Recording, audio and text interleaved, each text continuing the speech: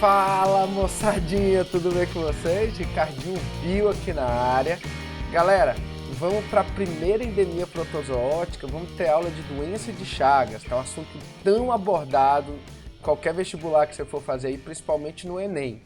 Então, sem mais delongas, galera, vou reforçar para que vocês dê pause no vídeo, vai lá seguir o canal, ativar as notificações, compartilhar com os familiares, porque agora, meu irmão, o couro vai comer, o bicho vai pegar, a cobra vai fumar. Simbora, galera! Doença de Chagas é o tema. Vamos nessa!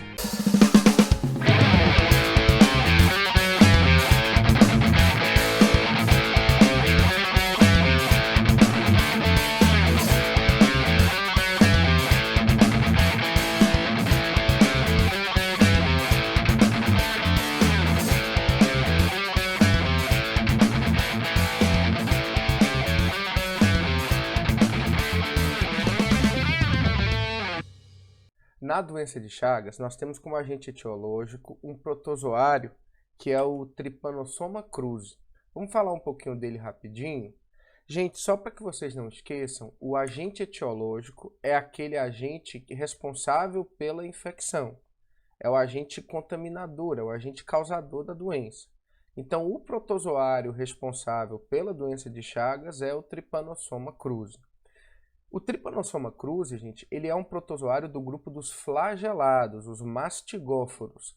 Os protozoários, eles são classificados de acordo com o tipo de estrutura locomotora.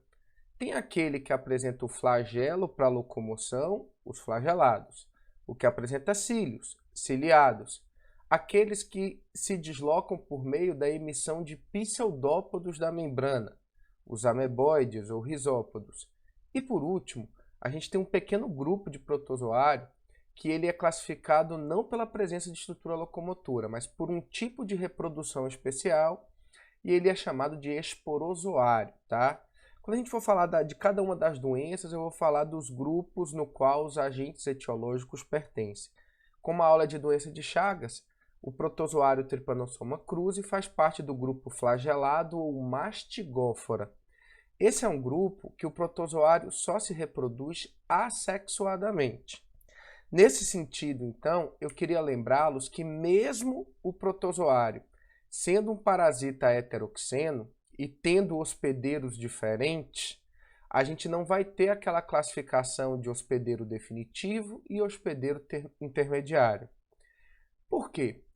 O hospedeiro definitivo é aquele classificado como o hospedeiro no qual o parasita faz a reprodução sexuada, e o hospedeiro intermediário, aquele no qual o parasita faz a reprodução assexuada.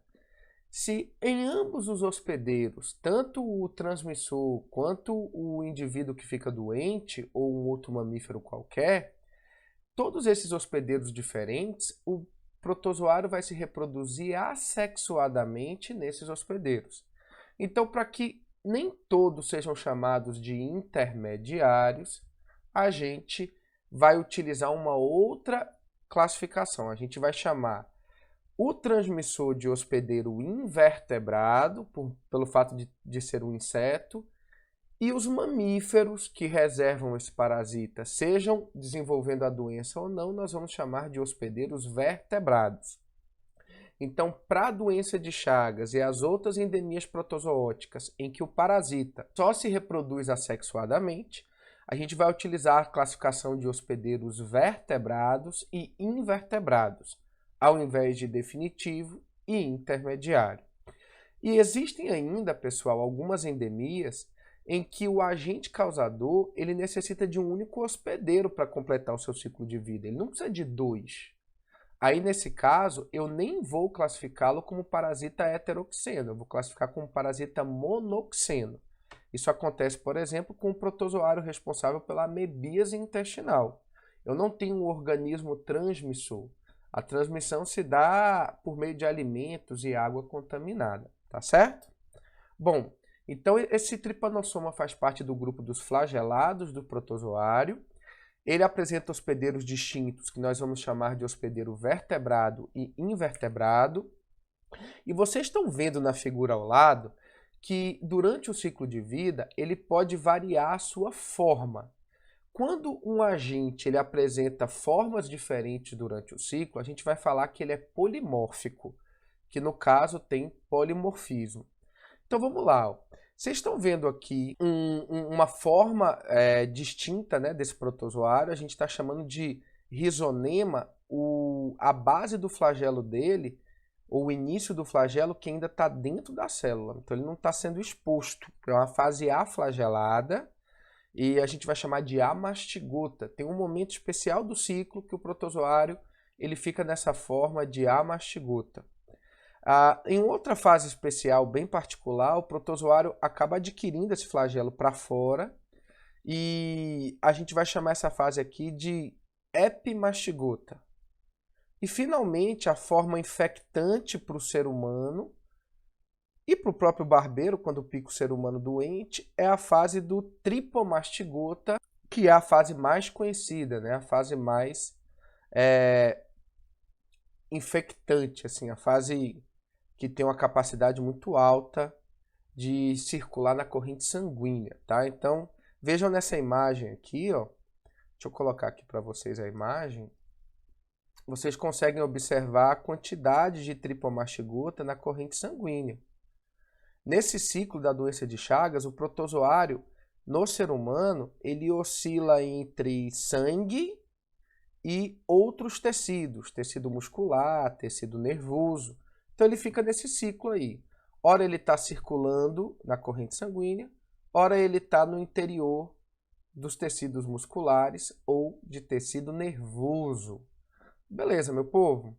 Mas vamos falar um pouquinho mais, tanto de quem transmite quanto de quem reserva esse parasita e muitas vezes é o doente. Bom, vamos falar um pouquinho desses hospedeiros, né? Como eu havia adiantado a vocês, nós seres humanos somos classificados como hospedeiro vertebrado. Óbvio, nós fazemos parte do grupo dos vertebrados e, na verdade, nós somos os grandes doentes desse ciclo, né? Nós somos aqueles que sofrem com a relação parasitária. Naturalmente, nós não éramos os hospedeiros desse parasita. O protozoário ele hospeda naturalmente outros mamíferos, os mamíferos silvestres, paca, cutia, tatu, uma série de outros mamíferos que vivem em zonas de mata. E aí o que acontecia? Além desses mamíferos reservadores, a gente também tinha um vetor de transmissão, que ficava circulando esse protozoário entre esses mamíferos, ao se alimentar do sangue deles. Eu estou falando de um inseto triatomídeo, que é o barbeiro. Eu queria que vocês tomassem muito cuidado. Primeiro, que o barbeiro ele não é um mosquito, nem todo inseto é um mosquito. O mosquito faz parte de um grupo especial dos insetos. Mas o barbeiro ele é um hemíptera, então tem uma ordem especial para esse grupo. Ele é da família dos triatomídeos. Existem 3 grandes gêneros de barbeiros transmissores da doença de Chagas. O gênero Rhodnius, os panstrógelos e o principal, que às vezes a gente vê caindo em provas, que é o gênero Triatoma. E a espécie mais conhecida é Triatoma infestans. Agora é muito comum a gente ver questão chamando de inseto triatomídeo. Então, o inseto triatomídeo é justamente aquele inseto no qual pode ser o vetor para doença de Chagas. Agora vamos falar um pouquinho do inseto. Quando a gente fala de barbeiro, tanto o macho quanto a fêmea tem o hábito hematófago de se alimentar de sangue. E aí vem a transmissão. Esse barbeiro ele pica o indivíduo, o barbeiro contaminado, ele vai picar o indivíduo, geralmente durante a noite, porque o barbeiro tem fotofobia, ele não gosta de luz, ele se esconde durante o dia e durante a noite ele sai para se alimentar. Como geralmente as pessoas ficam cobertas até o pescoço, então ele vai picar a região exposta, geralmente a região da face, região da barba nos homens, e aí o nome de barbeiro. Bom, o que eu tenho para falar dele para vocês? A transmissão não se dá necessariamente pela picada. O protozoário ele não está nas glândulas salivares do barbeiro. Apesar de machos e fêmeas picarem, a contaminação se dá a partir de um comportamento de defecação em cima da picada. Então os protozoários eles se situam nas fezes de um barbeiro contaminado. quando o barbeiro defeca em cima da picada, isso vai gerar uma irritação, uma prurido, e aí a pessoa dormindo vai coçar involuntariamente. Quando ela coça, ela facilita a infecção, porque ela vai estar colocando ali o protozoário dentro do ferimento da picada. E aí esses tripomastigotas entram na corrente sanguínea e o ciclo vai se iniciar. Tudo bem? Para quem não conhece, galera, olha a imagem do barbeiro aqui. Ele é um inseto relativamente de tamanho significativo, tá? É um hemíptera. Aí só lembrando que é um inseto, né, das aulas de zoologia, porque tem 3 pares de patas, né? Um hexápoda tem 6 patas, tem um par de antenas, tem as características típicas de um inseto. Apesar de não ser um mosquito. É um inseto, mas não é um mosquito. Machos e fêmeas têm o hábito hematófago e podem ser os transmissores. Vocês estão vendo essas casas mais humildes? Nós chamamos de casas de pau a pique. São casas que facilmente são construídas pelos moradores de população de baixa renda e apresentam pequenas perfurações nas paredes, no qual permite a instalação dos barbeiros. Os barbeiros se instalam nessas regiões e se protegem, por exemplo, da luz e da elevada temperatura do dia. Durante a noite, eles saem e vão se alimentar dos moradores da casa. Então, essas casas de pau a pique muitas vezes funcionam como abrigo para esses barbeiros. E existe uma relação da presença dessas casas e de moradores com doença de Chagas. Se eu considerar a melhoria das condições de moradia nessas regiões, construção de casas de alvenaria, com tijolo, com aquela casa que a gente conhece, que forma mesmo uma camada de proteção, seria uma medida preventiva para a doença de Chagas. Qualquer medida que dificulta o contato do ser humano com o barbeiro é uma medida preventiva importante, tá? O fato dessa doença ser uma doença negligenciada, assim como outras endemias, é muito pelo fato dela acometer principalmente as populações de baixa renda. E isso faz com que não tenha interesse da indústria farmacêutica mundial em produzir fármacos que estariam relacionados com a prevenção ou o tratamento da doença. Então, nem sempre são doenças de elevada complexidade, mas são doenças que muitas vezes não avançam no tratamento e na prevenção porque não há interesse da indústria farmacêutica, já que quem é acometido pela doença são as populações de baixa renda que não teriam recursos para poder comprar esses fármacos. Por isso que são conhecidas como doenças negligenciadas. Não só muitas endemias protozoóticas, mas muitas verminoses também. E, coincidência ou não, essas doenças ainda são encontradas nos países da América do Sul, inclusive o Brasil, tá? Bom, vamos falar um pouquinho mais da doença. Eu queria só lembrá-los, pessoal, o seguinte: existe uma relação direta de doença de Chagas com desmatamento na zona de mata. À medida que os homens, que eu tenho uma ação antrópica de o ser humano ir para a região da mata, e aí ou ele vai para poder desmatar, ou ele vai, por exemplo, para construir um condomínio luxuoso em região de periferia de mata, ou ele vai muitas vezes porque é ali que é uma região mais barata que ele consegue construir sua casinha. Mas quando eu tenho pessoas indo morar nas regiões onde vivem naturalmente os outros mamíferos, o que vai acontecer?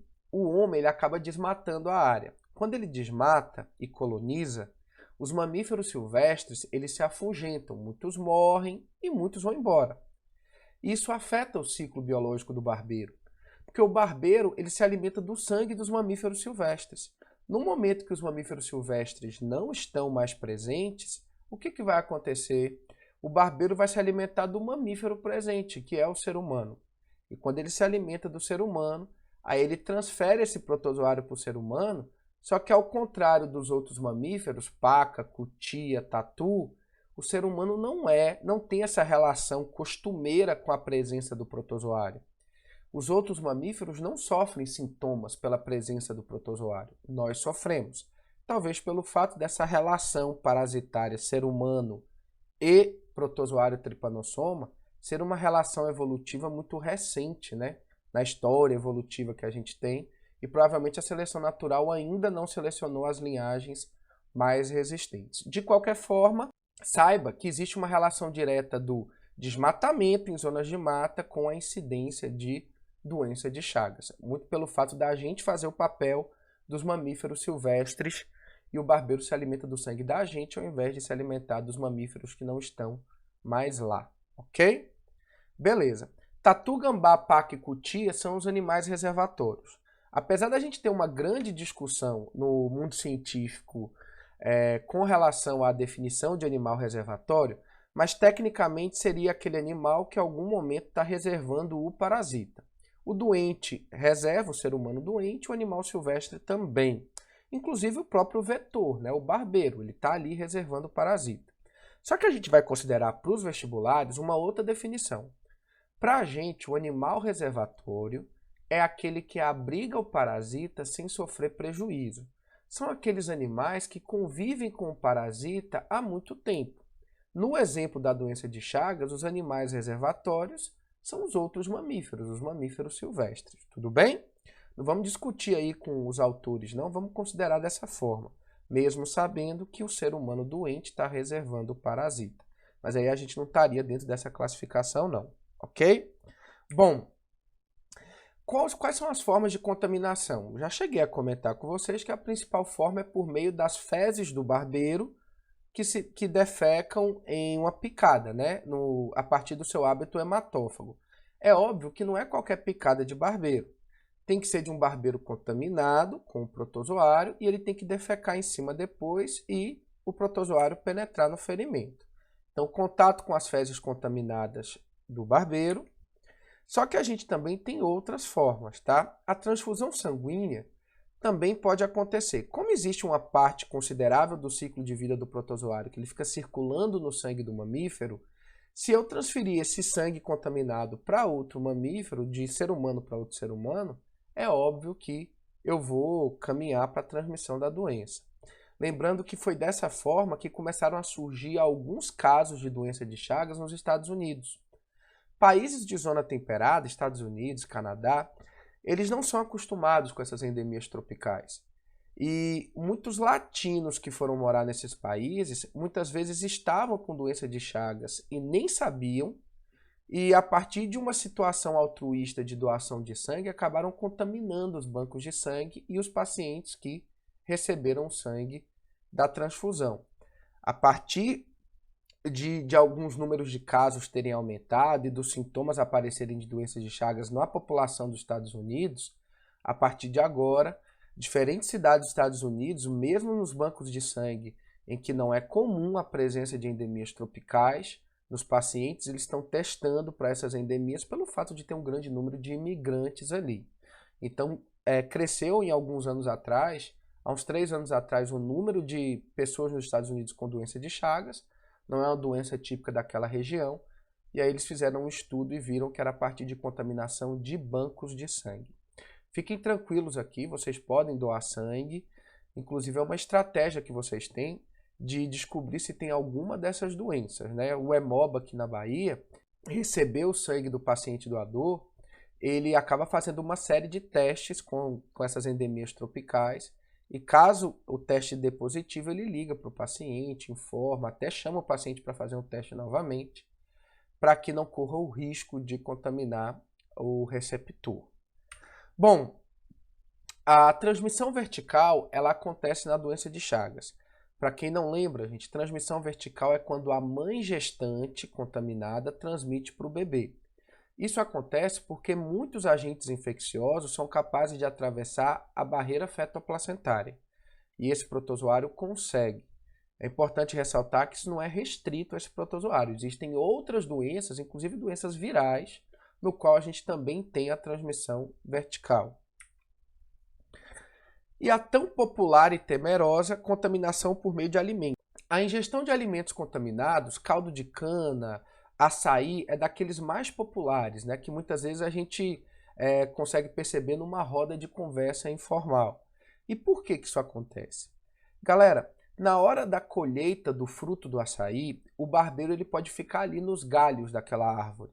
E na hora que é coletado o fruto, coleta junto com a ferramenta o barbeiro. e aí leva para processar, para moer, para triturar e tritura o fruto junto com o barbeiro. E aí aquela polpa do açaí, ela vai ter também os fluidos corporais do barbeiro, que foi triturado junto. Nesses fluidos corporais eu posso ter o protozoário. E aí o protozoário fica ali no estágio de latência.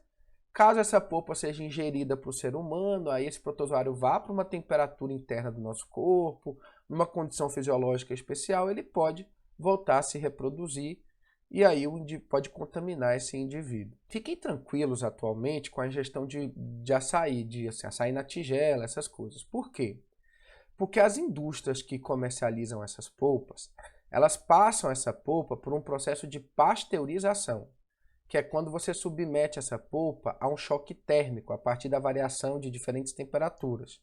Isso, gente, esteriliza o material, vai matar qualquer agente infeccioso. Não acontecia isso naquele açaí construído de forma artesanal, e que muitas vezes hoje em dia as pessoas que fazem a polpa de açaí artesanal, principalmente no norte do país, já foram instruídas em ferver essa polpa durante muito tempo para que ocorra a esterilização e descontamine esse material. A cana-de-açúcar, o caldo de cana, a ideia é a mesma. Em algumas regiões do Brasil o pessoal chama de garapa. Por que a ideia é a mesma? Porque é assim, pessoal. No caldo de cana, você, na verdade, aquela máquina de triturar a cana pode ter barbeiro ali junto. Na hora que triturar, tritura o barbeiro, mistura-se no caldo da cana os fluidos corporais do barbeiro e pode ter a contaminação. Tá certo?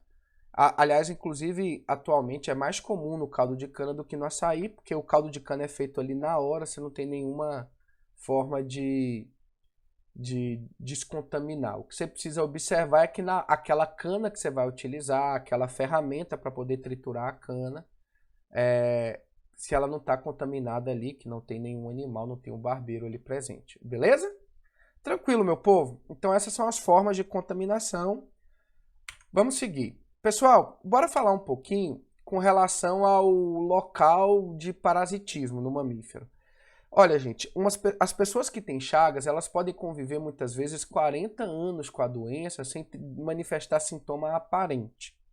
Nos primeiros dias da infecção, é comum a presença de uma ferida, que a gente chama de chagoma. É comum um edemazinho palpebrar, que a gente chama de sinal de Romagnat. Isso faz parte da fase aguda da doença. São aqueles primeiros dias que a carga do protozoário na corrente sanguínea é mais elevada. Aí, quando o protozoário vai para o tecido e meio que se multiplica e fica quietinho dentro do tecido, de outros tecidos, tecido muscular, por exemplo, a gente vai evoluir para a fase crônica. E na fase crônica, o paciente vai viver aí décadas sem ter problemas. Às vezes ele se contaminou quando criança morava na zona rural. E aí, quando ele está com 45, 50 anos, esse protozoário começou a destruir de forma significativa a musculatura do coração. Veja que a região interna está toda porosa por conta de uma destruição. E aí ele começa a ter uma insuficiência cardíaca, uma cardiopatia. E aí quando vai fazer exame mais profundo, vê que ele tem um coração chagásico, tá? Que ele está com cardiomegalia, um coração maior, porém com a sua musculatura interna praticamente toda destruída, prejudicando o bombeamento do sangue. Essa, gente, é a grande complicação de doença de Chagas. E que quando acontece causa de morte, geralmente é por problema cardíaco. Além da musculatura do coração, os nervos presentes na região do intestino e do esôfago também podem ser uma região de hábito parasitário para o tripanossoma. E aí, muitas vezes, a gente tem sintomas de infecção intestinal, quando é na região do cólon intestinal, e quando é no esôfago, a gente tem uma série de problemas ali relacionados aos movimentos peristálticos.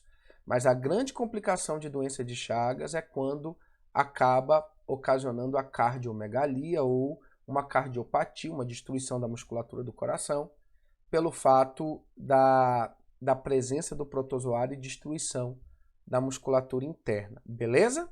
Agora sim, a faculdade aqui na Bahia, que é a Escola Baiana de Medicina e Saúde Pública, já cobrou uma questão de doença de Chagas, onde a alternativa verdadeira era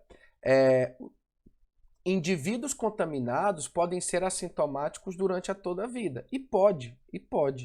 nem sempre o protozoário ele vai atacar o coração e destruir a musculatura do coração. Esses sintomas eles podem ocorrer, eles não necessariamente vão ocorrer. Então a doença de Chagas não é uma doença de elevada taxa de mortalidade. É uma doença que geralmente o parasita consegue se sustentar bem no hospedeiro, sem causar grandes prejuízos a curto prazo. Tudo bem? Agora sim, se é um atleta, gente, no momento que tem essa destruição da musculatura, não consegue mais exercer a atividade. Antigamente, há uns 10 anos atrás, tinha um jogador, uma promessa do Vasco, que ele se destacou na Copa São Paulo de Juniores de futebol. E aí, no ano seguinte, que ele começou a treinar com um profissional, ele começou a ter alguns problemas físicos logo naquela fase de testes físicos. E aí, quando foram fazer exames mais avançados, viram que ele tinha doença de Chagas e o coração já estava um pouquinho comprometido para a atividade futebolística. E aí ele foi afastado do futebol profissional, eu não sei se ele estudou para ser treinador, alguma coisa nesse sentido. E não necessariamente significa que ele está fadado a morrer precocemente, não. Ele pode levar uma vida normal, mas ele não consegue ter um desempenho físico de atleta por conta dessa patologia, tá certo? Bom, vamos falar um pouquinho do ciclo? Galerinha, eu dividi em algumas etapas, eu tenho aqui 10 etapas para o ciclo. Quem quiser essas etapas detalhadas, me mande uma mensagem com o e-mail que depois eu coloco para vocês os tópicos detalhados escritos por e-mail, tá? Quem quiser. E, bom, se eu tiver no momento feliz da minha vida, eu coloco esses tópicos aí na descrição também do vídeo. Depois dá uma olhadinha na descrição do vídeo e se tiver muita visualização, eu coloco o tópico lá para vocês, tá? Dos significados. Mas aí não tem problema algum, você pode pausar o vídeo e ir anotando devagarinho à medida que eu vou falando. Mas deixa eu falar aqui rapidamente, ó. A primeira etapa é quando a partir da picada e defecação do barbeiro, nas fezes contaminadas do barbeiro, o Tripomastigota, que é uma versão do tripanossoma, ele acaba caindo na corrente sanguínea e penetrando numa célula do nosso corpo. Lá, gente, pode ser uma célula muscular, uma célula do tecido nervoso, ele vai se multiplicar sexuadamente e veja que ele está formando as fases sem flagelo, que é o amastigota. Então, a fase amastigota ela é restrita a tecido muscular e tecido nervoso. Quando esse amastigota vai sair para a corrente sanguínea, ele já sai na forma de tripomastigota, aquela fase mais pontiaguda, que tem o flagelo também. E aí, na corrente sanguínea, eu sempre tenho uma fase de tripomastigota. Bom, aí o que vai acontecer? Esse indivíduo que fica oscilando amastigota no músculo, tripomastigota no sangue, muitas vezes ele já está na fase crônica e está vivendo de boa, sem nem saber que está doente. Só que aí ele pode ser picado por um barbeiro. E quando um barbeiro pica um indivíduo doente, o barbeiro contamina-se com o tripomastigota do indivíduo. E aí esse tripomastigota, ele no intestino do barbeiro, ele se transforma em epimastigota, uma versão que é exclusiva do barbeiro, uma forma de vida. Esse epimastigota vai se reproduzir e vai originar novos tripomastigotas que serão eliminados pelas fezes do barbeiro em uma nova contaminação. Só lembrando, gente, que esse tripomastigota aqui que o barbeiro contamina o paciente, ele é uma versão um pouquinho mais ativa, mais contaminante. A gente chama de tripomastigota metacíclico. E aí o ciclo é esse. Aí o barbeiro vai defecar num paciente, esse tripomastigota vai entrar na feridinha da picada e vai voltar a ter o ciclo de novo. Nos primeiros dias de vida, quando esse protozoário está em grande quantidade na corrente sanguínea, a gente tem a fase aguda. Alguns pequenos ferimentos, edema palpebrar, mas depois de alguns dias o paciente passa a ficar assintomático. E ele só pode ter alguns sintomas se ele tiver depois de 20, 30 anos convivendo muito tempo com a doença. Beleza? Tranquilo. Galera, dessa forma, aqui uma outra imagem do ciclo, né? Então vocês conseguem visualizar bem o barbeiro picando aqui na região da face. A pessoa coça, leva o protozoário para a corrente sanguínea. Lá ele vai para a musculatura de alguns órgãos, onde ele se transforma em amastigota. Multiplica-se em amastigota, pode ficar muito tempo nessa fase, mas fica oscilando, liberando tripomastigota no sangue, os tripomastigotas entrando e e se multiplicando dentro dos órgãos na forma de amastigota. A contaminação do barbeiro é quando ele pica um mamífero contaminado e ele pega esses tripomastigotas, no intestino dele transforma-se em epimastigota, se reproduz, multiplica, originando novos tripomastigotas, capazes de infectar novos mamíferos. Então é isso aí, tá? Não tem para onde correr. Galerinha, doença de Chagas acabou, mas os estudos de vocês não. Agora vocês vão para a próxima etapa. Vocês vão ler o capítulo de doença de Chagas do livro didático, do material que vocês utilizam, e vocês vão tentar fazer as questões relacionadas à doença de Chagas. Qualquer dúvida, vocês vão voltar aqui e mandar uma mensagem para mim, ou lá no direct do Instagram. Qualquer coisa, estamos na área, estamos aí na atividade. Bons estudos, FOY, fui!